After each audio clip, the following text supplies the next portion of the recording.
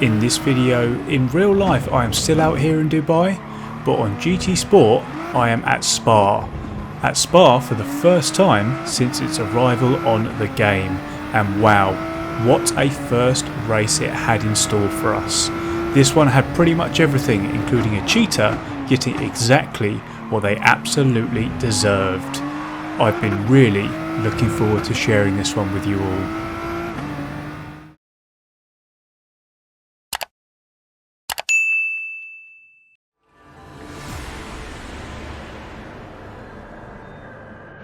Hey guys, Eerie is here and welcome along to another video. If this is your first time here and you like watching all sorts of sim racing related stuff, then subscribe now and click the bell icon as well so you get notified of every video I upload and you don't miss a thing. I was up early again, the 5:30 in the morning slot this one was I think, and having done an okay qualification time, it was a long way off the top 10, but that is because I didn't cheat. And although it has now been fixed, I'm still perplexed as to why these people moan about not having a track, and when they get it, they don't follow the track and cheat. We had the same at Catalonia when that dropped a while back. If I was Polyphony Digital, I would simply ban those accounts. But we're going to get the race underway here at the muchly anticipated Spa-Francorchamps circuit here in Belgium. We've got 8 laps in this one and I'm in the M&M liveried Nissan GTR. Our quali time placed us in second for this one, which I'm okay with considering our door number is 7. And the field are going to be pretty spaced out from the off. In my view, we should have had standing starts. By the time we got down to La Source, the back of the pack weren't even through the final chicane. Doing this would of course create chaos down into La Source, but I'd rather an exciting first corner than what we just had. So after making my first mistake you would have seen there coming through the second part of Radion, I'm going to get it wrong again here at the end of the Kemmel Straight and take to the escape road through Lacoum. Now other than quali I haven't actually raced this circuit, so I haven't done any of these corners with a full tank or cold tyres, and understandably, the game is going to give us a 1 second penalty here, which we will serve next time around. But keep your eye on the leader here. He's going to get onto the grass there and drop it completely, coming out of no name, which is going to elevate us up into the lead. And whilst we're here, flying through the Ardennes forest, leading our first ever race at Spa, let's talk about the strategy and my thoughts about the latest track to come to GT Sport in general. Right, so let's cover strategy first. So there are 2 options in this one. The first one is the no stopper, which requires lots of fuel and tyre saving. Or alternatively, you can do the one stopper, which is a flat out, balls to the wall, no limits type of strategy. And I have chosen here to do the one stopper. Spa is obviously a fast flowing track and I want to enjoy pushing around it and driving it as it was intended. I don't want to have to worry about fuel maps and shifting early and all that sort of stuff. I also could do without the pressure of those who had stopped bearing down on me in the final laps, especially at this time in the morning. So the one stopper it is, and we're planning to stop at the halfway point, which will be the end of lap number 4. So that's the strategy covered. Let's come onto the track. Spa-Francorchamps, the most controversial track in GT Sport. We had content creators saying they had inside sources and that they told them it was coming months ago. Others saying it wasn't even possible and it wasn't coming at all due to the high license fees. Well, either way, Polyphony Digital worked it all out and it is here. Now I'm probably going to get some stick for this from the Spa fanboys and fangirls and all the non-binary people out there who love this track, but I wasn't, in all honesty, that bothered about Spa. My favourite tracks personally, as you all know, are Brands Hatch, Interlagos and Suzuka. If we were to class those as my tier 1 tracks, Spa would probably just about creep into tier 2 alongside Bathurst and the Red Bull Ring. But let's not take anything away from Polyphony Digital, it is a great bonus that this track has arrived, especially as it was free, which I again take my hat off to them for. They have got the circuit layout spot on, and in usual Gran Turismo style it looks absolutely stunning. there isn't really much else to say about it, to be honest. I guess the only bit that I'm not too sure about are what those bollards are about, but other than that, it's spot on. Just as we expect really from the guys behind Gran Turismo Sport, and even if I did have a major issue, it was free. So I think it's ridiculous to have a moan up about something that we are getting for free. Actually, speaking of moaning, that does remind me I had one other thing I wanted to mention. So it turns out Polyphony Digital accidentally released a version that allowed tracks to have rain, and I stumbled across a video on YouTube with someone having a moan up about it being taken away. This stuff I think was lost on him, that it's all free, and yeah, it might not be perfect, but I think we should be thankful for it, in my opinion anyway, and I certainly am for it. And also, the latest community post on the Gran Turismo Sport TV fan page basically said, what is your favourite car from the October update? You had the choice of the Lamborghini Aventador, Mazda, the Merc or the Porsche, bearing in mind this was free stuff, and the top liked comment was none of them. Give us more Group 1, Group 2, Group 3 and Group 4 cars. For me, we should be celebrating the fact that we're getting free content, not knocking the fact that the free content that we get isn't what we want. I think it's an interesting conversation and a mass debate that we need to have. So what side of the fence are you on? Are you happy with the free content? Would you rather not have any free content, or do you think the free content that we get is not of a good enough standard? Let me know in the comment section down below and we will have a good old chat about it.